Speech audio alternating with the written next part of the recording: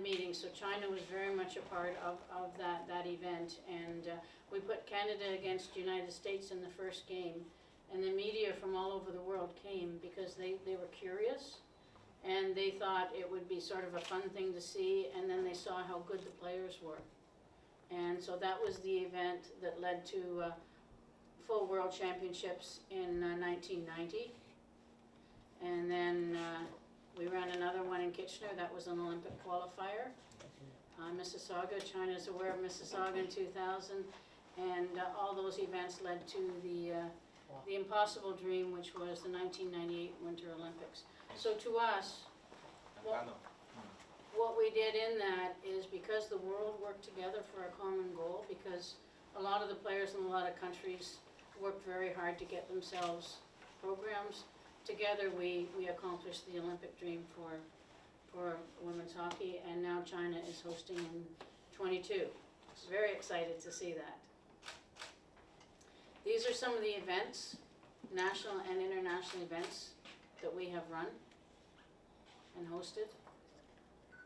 Several world championships, under 18 world championship, national championships, because this is good for Canada, this is good for all countries.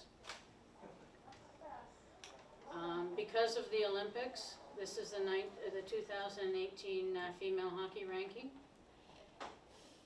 And again, our goal is to help China move into a higher level, and we believe that... we are in Group B, number 1. That's okay. You want to be volleyball. Too quick, maybe too quick. You just have Yeah. a big, Well, where are big we step to China take. now? Yeah, I know. Where? Right one, 20. Take letters. Group B, number 1. Group A left. Oh, be number 1. My God. 20th actually. No. But You want to be number 1 for that or for the first one? Yeah, Different group. different. They want the number number 1. That's what Do we have it this year's? I Last year. didn't look up this year, Oh, sorry. This year not finished yet, so last year's. This is Yeah, last halfway. year, so. What But, is you know, number little bit, number 3, number 4? Oh, Finland, Russia. Yeah. yeah. Switzerland. China can get much higher. We get Perry to help get another goalie like Hong Go. And, you know, Yes, that's what we want. So that's, but to us, you know, driving for the Olympics was what, you know, made this happen, and now we see success in in many countries.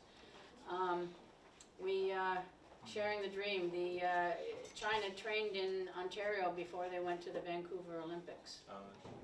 Vancouver, right. Yes. And the other thing that was driven by the OWHA, and I know China participates in it, is the global game. Because we always talk about how we are teammates, we work together, we build the game together, and we thought, how can we really establish that? So it's a game that starts in one country. It started in New Zealand, and 2 teams play, Team White and Team Blue, and the score is added up until it ends up, Canada hosted the last game 2 years ago, and the score was, I think, 129 to 125. But everybody in the world was on one team, and everybody in the world was on another team. And that captures how we do have a family in women's hockey to grow the game. How long is the game? So why It is took 2 so- days. Oh, 2 days. Yeah, it Yeah, started. because New Zealand's in a different time zone, Time zone. right? So by the time it travels there, it goes around to Japan, China, all of those countries, and then comes across to North America, and then all the North American countries. Okay. So it's really good because Global, that's right. our players, when they came, they're looking at, okay, what's the score in New Zealand, what's the score in Great Britain, what's the score in China, and then they get on the ice and they're all part of the international team. And we were lucky enough to be able to, for the global game, get Canada to agree that instead of it just being, for instance, in Ontario when we host it, we're able to invite every province to send 2 players. And Hockey Canada Foundation covers or assists with the flight costs for those players. And they all come in and we are able to give them a whole experience of being part of Team Canada. And they're young players that will probably never play for their country, but this is something huge for them, you know, and so it's been really a very collectively good experience for Canadian players as well. So these are some of the countries we have worked directly with in the past 40 years, and China has been the country we work with the most, absolutely, and we're really looking forward to even increasing that as we move towards 22.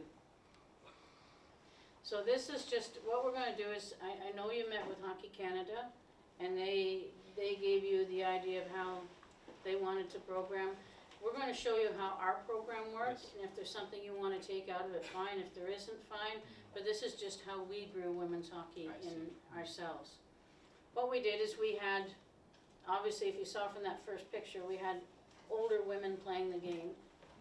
And eventually with the older women, some younger women started to play the game. And then we started some younger girls programs. So it really started at the older women's level, and then some younger girls played. And then as we got teams, Ontario is a big province geographically. There's a, you know, you fly from certain places. It's a big province. So we identified communities where we felt a women's program was needed. We advertised in the media that we were holding a meeting to start women's hockey.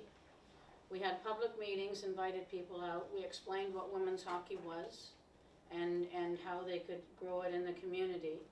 And then from those meetings, we tried to identify some people who were very interested and keen to put the work into growing it. Now, I know we talked yesterday that you know, Canada is more volunteer-based than some other countries are.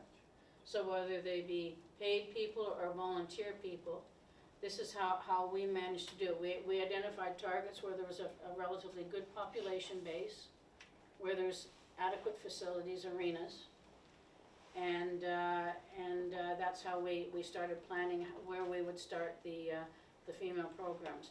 And we had pockets in the big, like Toronto has a big population, Ottawa has a big population. So we started where there's a big population and then started working out. So then we connected geographically so that players had a chance to play. The other thing we did is the levels. We're always values driven. That's one thing we did, is we always made sure the values, the fun, the fair play, the sportsmanship were all, those are the values drove us, and they still do. All our decisions are driven by positive values.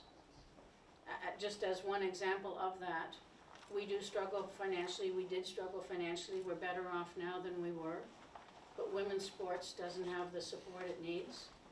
And we had one individual came and offered us $1 million at one point to buy a team. And our program, we don't sell teams, but we certainly encourage sponsors.